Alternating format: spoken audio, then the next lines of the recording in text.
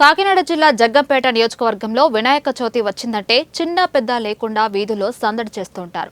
ప్రతి సంవత్సరం వచ్చే వినాయక చవితికి వీధిలో ఓ ప్రాంతంలో గణపతి విగ్రహాన్ని ఏర్పాటు చేసి ఆయా కాలనీ వాసులంతా భక్తి శ్రద్ధలతో పూజలు చేస్తూ ఉంటారు.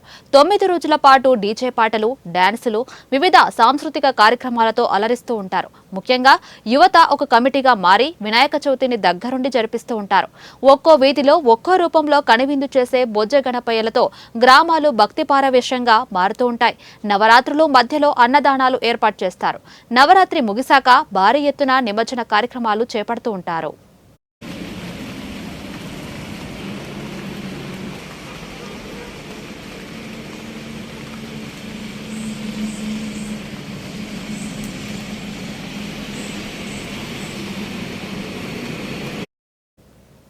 ఈ సందర్భంగా ఈ నెల 7వ తేదీన వినాయక చవితి పురస్కరించుకుని మండల గ్రామాల్లో వాడవాడల ఉత్సవ కమిటీలు ముమ్మర ఏర్పాట్లు చేస్తున్నారు.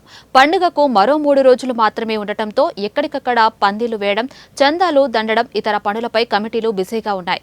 అయితే జగ్గంపేట నుంచి రాజమండ్రి వెళ్లే రహదారి, రామవరం వైపు వెళ్లే రహదారిలో గల గణపతి విగ్రహాలను అమ్మకాలకు సిద్ధంగా ఉన్నాయి. కొనుగోలుదారుల కోసం విగ్రహాలు ఎదురు చూస్తూ ఉన్నాయి.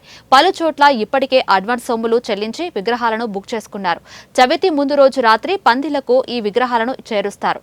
విగ్రహాల తయారీకి వాడే ముడి సరుకు ధర ఎక్కువ అవడంతో విగ్రహాల ధరలు అధికంగా పలుకుతున్నాయని పలు ఉత్సవ కమిటీలు తెలుపుతున్నాయి.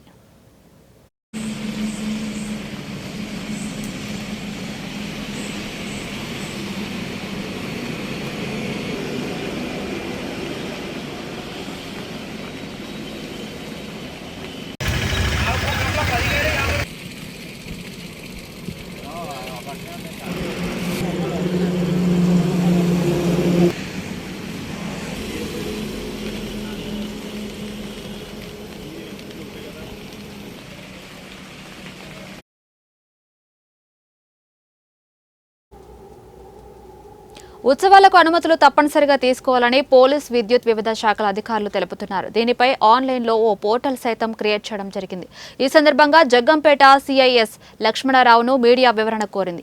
జిల్లా ఎస్పీ విక్రాంత్ పాటిల్, పెద్దాపురం డీఎస్పీ లతాకుమారి ఆదేశాలనుసారం జగ్గంపేట పోలీస్ సర్కిల్ పరిధిలోని జగ్గంపేట, కిర్లంపూడి, గండేపల్లి మండలాల్లో గణపతి నవరాత్రి ఉత్సవాలు నిర్వహించేందుకు అనుమతులు తీసుకోవాలని సిఐఎస్ లక్ష్మణరావు స్పష్టం చేశారు.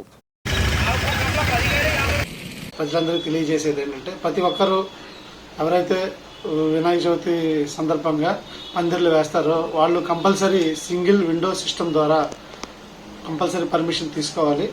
అంతేకాకుండా ఆ సింగిల్ విండో సిస్టంలో మీరు లాగిన్ అయ్యి దాంట్లో మీ మొబైల్ నెంబర్ ఎంటర్ చేసిన తర్వాత ఆ వచ్చిన ఓటీపీ తీసుకొని అప్లికేషన్ ఫిలప్ చేసి ఏ ఏరియా ఏంటని చెప్పి దాంట్లో డీటెయిల్స్ అంతా ఫిలప్ చేసి అదేవిధంగా చలానా కూడా కట్టిన చలానా నెంబర్ కూడా ఎంటర్ చేసిన తర్వాత అప్పుడు మీకు ఒక యూజర్ ఐడి నెంబరు వస్తుంది. దాంతోపాటు ఒక ఈ స్కానర్ వస్తుంది.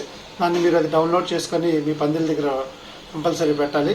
ప్రతి ఒక్కరూ కంపల్సరీగా పర్మిషన్ తీసుకోవాలి. ఏ ప్రోగ్రామ్ చేసినా ఏం కండక్ట్ చేసినా కంపల్సరీ ఈ పోలీసు వారికి తెలియజేయాలి. అంతేకాకుండా పందిళ్ళ దగ్గర ప్రతిరోజు నైటు ఒక వ్యక్తిని కాపలాగా పెట్టాలి. ఆ పందిరి యొక్క ఇదిని బట్టి విగ్రహం యొక్క హైట్ను బట్టి, పరిస్థితిని బట్టి ఒక సీసీ కెమెరా కూడా ఏర్పాటు చేసుకుంటే మంచిదని చెప్పి ఈ సందర్భంగా తెలియజేస్తాం. ప్రతిరోజు నైటు ఒక మనిషిని ఆ పందిరిలో పడుకోబెట్టడం వల్ల కొన్ని అనర్థాలు, అసాంఘిక కార్యక్రమాలు చేయకుండా ఉంటాయి.